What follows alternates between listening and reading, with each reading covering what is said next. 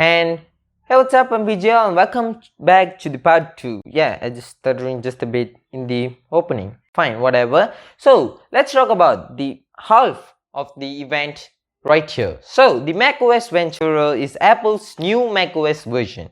In this version, there are a couple of features that is actually good, but kind of weird in the pre-built version, which is good or bad.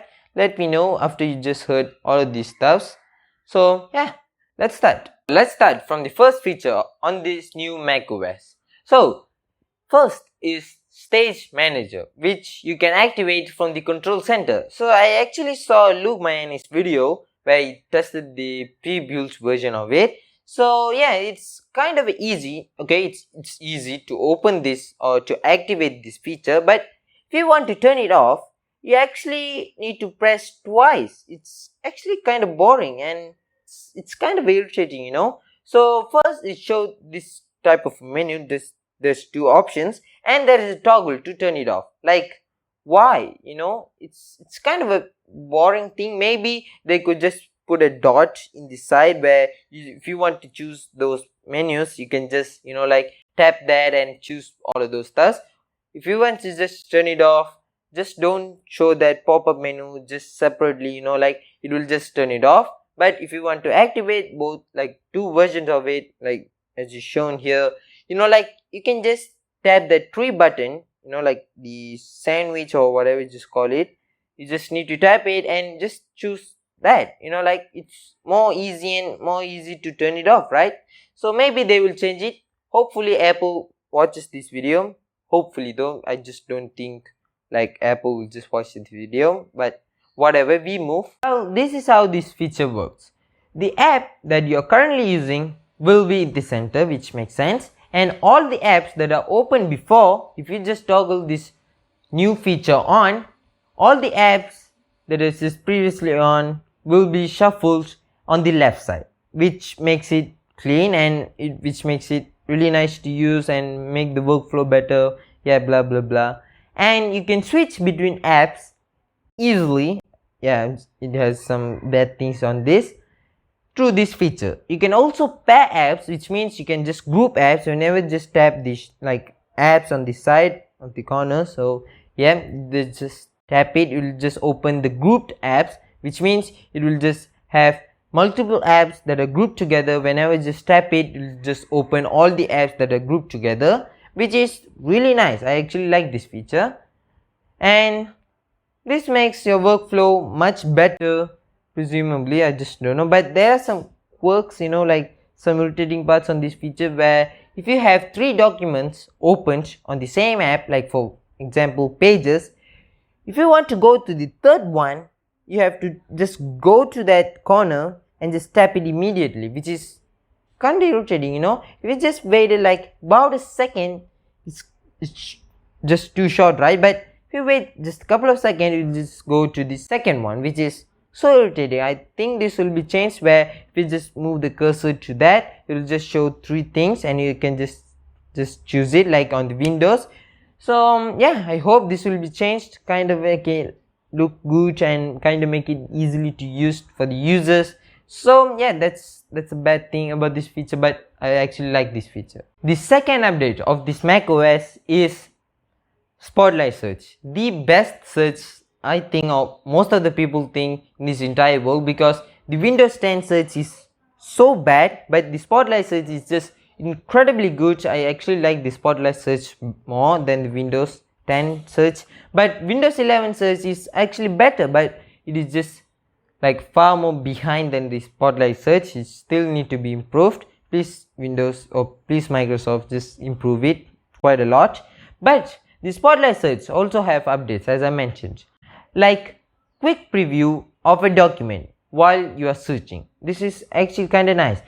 All you just need to do is just press the space bar. That's it. You just search a cooking recipe. That's a PDF document, right? You just need to press space bar, not enter, because it will just go to the document and open it. But just space bar, it will just show a quick preview whether you just like have two documents, like recipe for the book, recipe for the cake, recipe for the like cookie. Yeah, So you just need to search and just don't know, you just saved it recipe 1, recipe 2, but you don't know whether which is the one is cake. So you just press the space bar, it will just show a quick preview, which is really nice. Spotlight search is also now integrated within another feature, live text. So using live text feature, you can also search for text that are on the pictures. You can even start a timer or running a shortcut on the spotlight search. This feature is also being added to iOS in like an even easier way, and also iPadOS. I think this is one of the greatest feature added to the software. Thank you Apple for this like incredible feature. So the Safari app now has passkeys, which helps us to protect the passwords when anyone needs to access our password, like phishing or data breaches and more. And now Apple is interested on gaming, they introduced this new metal effects upscaling, which helps us, or which not helps us, which helps like all the games to upscale the resolution, like increase the frame rate, increase like rich colors and like reach higher resolution. It's more of like a DLSS, that feature on Nvidia graphics cards, and if you know like do gaming, this type of stuff. I am sure that people are going to explain about this feature more, like Linus Tech Tips and more channels, but we have to see. It's actually really nice, and yeah, gaming on Mac, I've never expected this. And the final feature, which is really interesting, is you can use your iPhone wirelessly as a webcam on your Mac. Yeah, Apple do really know that their webcam is so bad. Yeah, thank you. I guess the latency is actually really low even on the developer build, which is so impressive. So I guess this is really nice for those who use iPhone and a Mac. This pretty much a really useful thing. You can also use the ultra wide camera, like desk view, which I think won't work as they showed us in the event, but we have to see. Maybe it will work. So all it does is it will just see the just little bit of a desk space, it will just stretch it and do some software tweaks and will just show the desk view, which looks pretty good, although we have to see how this feature actually works in real life. We have to see. And the final update is to iPadOS and a weird effect with a weird music, like this kind of a trend on this event, using weird effects, using crack, yeah, it's kind of funny, yeah, I definitely know there will be memes flying out of just Twitter and generally social media about this, but like why? Okay, anyways, they're bringing the weather app to the iPad. I really hope there is a calculator app, please Apple. Oh, okay, never mind. So we don't get that, only the weather app. I guess weather app is more useful on the like US and like South America, North America, that type of stuff. I don't really use weather apps. I've never used weather apps, like, yeah, this kind of a bad use case for me, like I've never used weather app. I'll just more use calculator. Yeah, I guess Americans or like North America, South America and more countries are happy with this feature, but for me it's not as important, so I'm just not as surprised, but it is still here. Please Apple, for the next update, bring the calculator app. It's so easy, please do it. Plus a lot of iOS and macOS feature are also coming to this iPadOS update. You can edit the template or the file with your friends using iMessage. It's more of a like a group thing, like team viewer, but more people can join and edit this.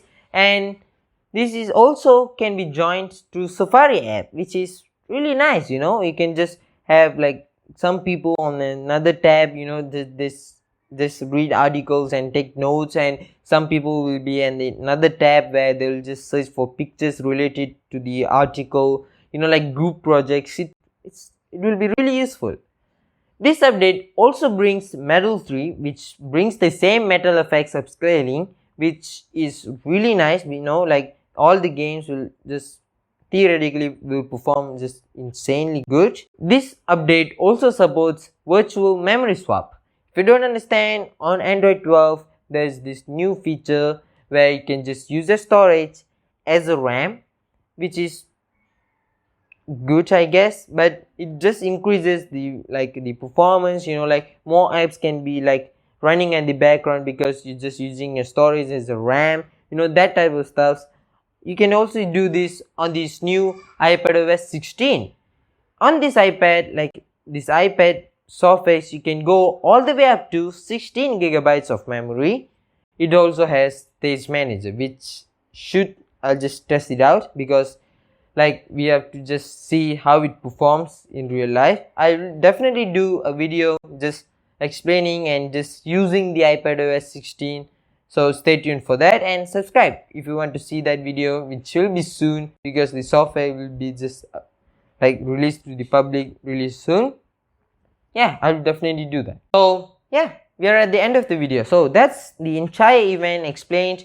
I skipped quite a few parts, you know, that is not interesting for me, but of course that is just not that impressive to the entire world. Maybe some will just use most out of it, but I skipped the boring parts and just put the interesting parts that is interesting for me, hopefully for you guys also. And yeah, I'll definitely make a video on the iPadOS 16 hands-on. So subscribe, like, do all the good stuffs, and I catch you guys on the next one. Cheers.